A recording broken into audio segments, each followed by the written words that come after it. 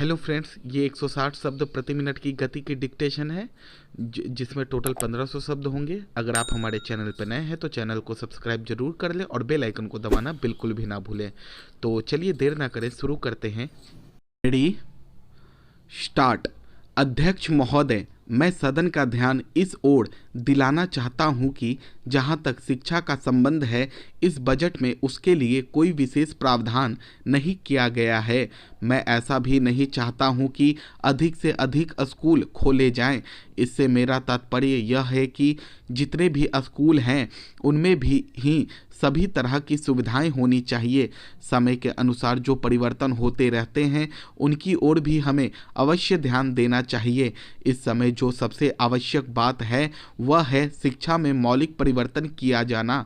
हम सब इस समय लोकतंत्र के युग में रह रहे हैं और यदि लोकतंत्र को सफल बनाना है तो सबसे पहले हमें ऐसे नागरिकों की आवश्यकता है जिन्हें अपने अधिकारों और कर्तव्यों का अच्छी तरह से ज्ञान हो। महोदय, मैं अपने माननीय मंत्री जी का, जिन्होंने बजट भाषण दिया है और अपनी नीतियों की घोषणा की है, धन्यवाद करना चाहता हूं। इस बजट से निश्चय ही परिवर्तन आएगा और हमें पूरी आशा है कि यह देश को एक नई दिशा प्रदान करेगा। इस बजट भाषण को सुनने से यह पता लगता है कि समाज के सभी वर्गों का इसमें ध्यान रखा गया है।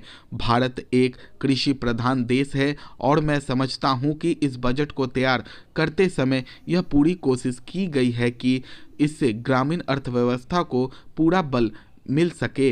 इस बजट में हमारे ग्रामीण भाइयों के लिए जो कोशिशें की गई हैं उसमें सिंचाई के साधनों तथा गांवों में पक्की सड़कें बनाने के लिए विशेष रूप से ध्यान दिया गया है ताकि उनका गांव और खेत से अच्छा और निकट का संबंध बन सके। इसके अतिरिक्त इस बजट में कुटीर उद्योगों और रोजगार के साधनों पर भी विशेष बल दिया गया है। इससे ग्रामीण अर्थव्यवस्था को बहुत बड़ी राहत मिलेगी। महोदय, इस अवसर पर मैं आपका ध्यान एक बात की ओर आकर्षित करना चाहता हूँ। बहुत से हमारे भाइयों ने कहा है कि वे अपने क्षेत्र की सफाई आदि के कामों में सहयोग ही देंगे।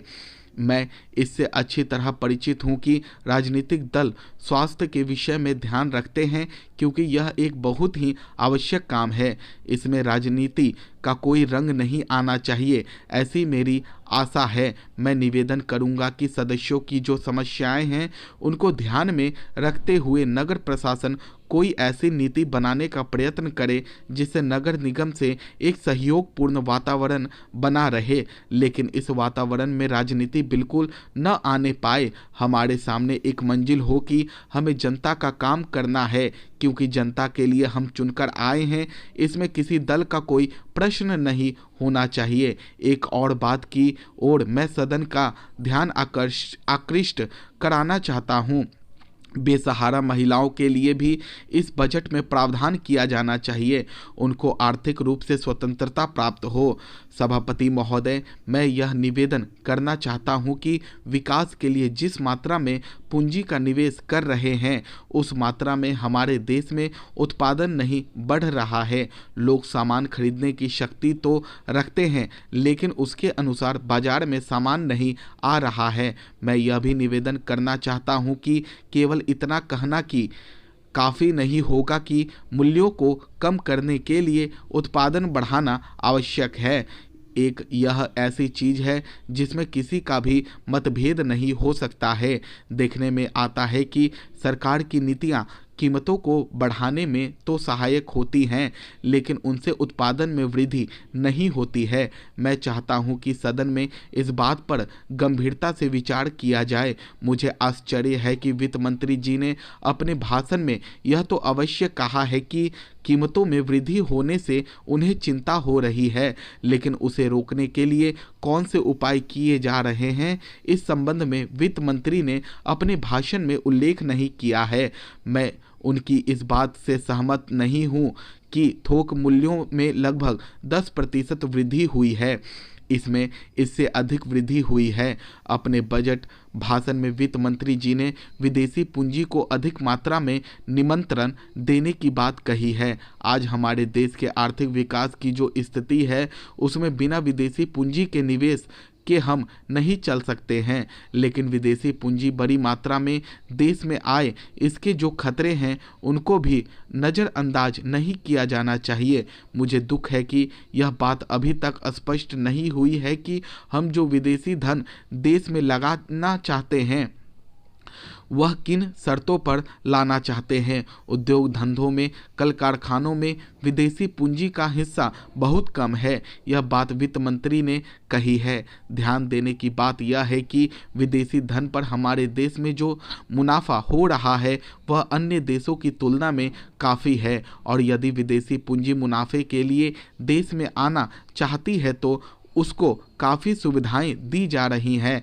मैं आपके माध्यम से सरकार का ध्यान इस बात की ओर भी दिलाना चाहता हूं कि हमारे देश में धन चंद लोगों के पास एकत्र होता रहा है। यह स्थिति ठीक नहीं है। सरकार को गंभीरता से इस समस्या पर विचार करना चाहिए और देखना चाहिए कि हमारे देश का धन कुछ ही लोगों के हाथों में न जाने पाए। पूंजी को कुछ ही हाथों में जाने से रोकने के लिए सरकार ने जो इरादा किया है उस इरादे को पूरा करने के लिए प्रयत्न करना चाहिए तथा उसके लिए आवश्यक कदम उठाने चाहिए, तभी हमारा देश सही मायनों में उन्नत होगा। सभापति महोदय, आज हम जिस स्थान पर बैठे हैं उसका अपना महत्वपूर्ण इतिहास है। यह वह स्थान है जिसने संतवानी दी, सारे देश को जागृत किया और सदा के लिए मनुष्य को ऊंचा स्थान प्राप्त करने का मार्ग बताया। मैं तो यह जानता हूँ कि यह स्थान केवल संतों का नहीं, देशभक्तों का भी है। यहाँ राजनीति का भी महत्व कम नहीं रहा है। आपका इतिहास जब इतना महत्वपूर्ण है तो उसके अनुसार आपकी प्रतिष्ठा भी होनी चाहिए। आपने कहा है कि यह राज्य दूसरे नए राज्य में शामिल हो जाएगा। शायद आप ऐसा ही चाहते हैं और इसलिए ऐसा हो रहा है।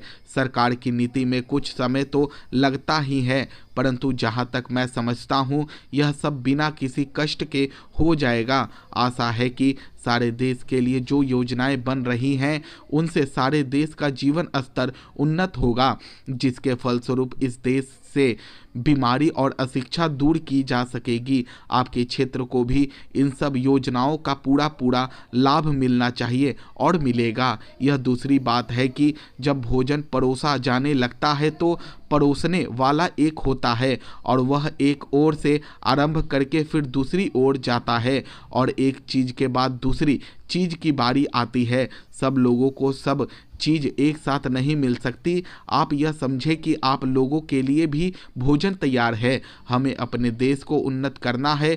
जब ऐसा समय होता है अपने को उसके अनुसार ढालना पड़ता है, उसी के अनुसार काम करके अपने को संसार के और देशों की तुलना में रखकर हमें काम करने की योग्यता प्राप्त करनी होती है। स्वतंत्रता पाने के बाद पिछले करीब 30 वर्षों से हम इसी धुन में लगे हैं कि इस देश को किस तरह से ऐसा बना दिया जाए जिससे इसकी गणना भी संसार के उन्नत देशों में हो, क्योंकि यह तो जानी और मानी हुई बात है कि यह देश सदा एक ऐसा देश रहा है जिसकी गिनती संसार के महान देशों में होती रही है। हमारे देश के गुण, संपत्ति और समृद्धि ही इसके दुर्भाग्य के कारण रहे हैं, क्योंकि जितने विदेशी यहाँ आए, जितने आक्रमण किए गए, वह सब कुछ इस देश की संपत्ति और समृद्धि से आकृष्ट होकर ही हुए। यह बात बहुत पुराने समय की नहीं है, अंग्रेजों के समय तक भी यही बात रही है।